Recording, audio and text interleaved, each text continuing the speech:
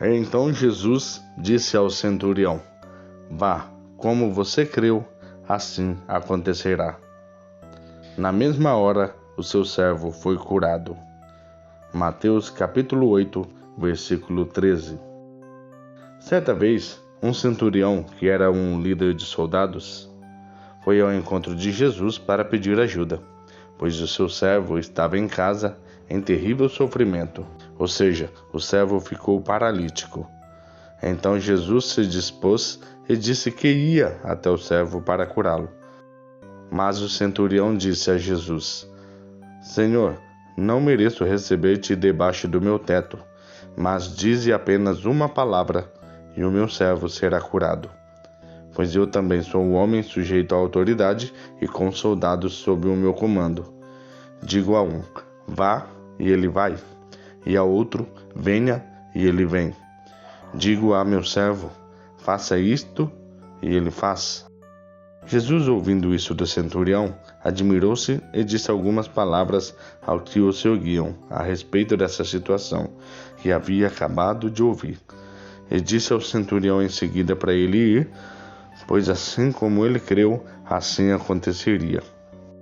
Então, assim, na mesma hora, o servo daquele centurião foi curado.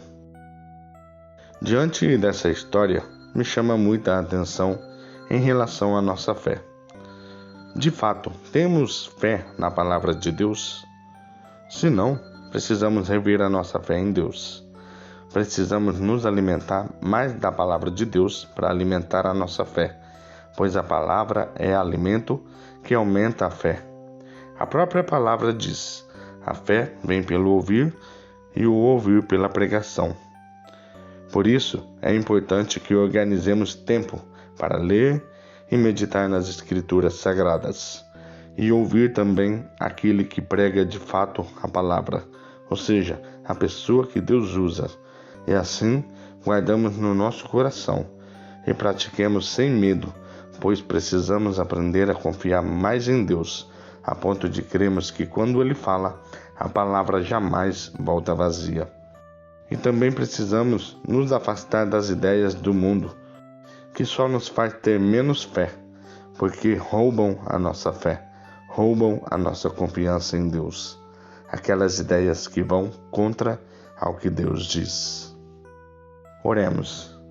Meu Deus, meu Pai, oramos para que o Senhor trate a nossa vida em relação à nossa fé.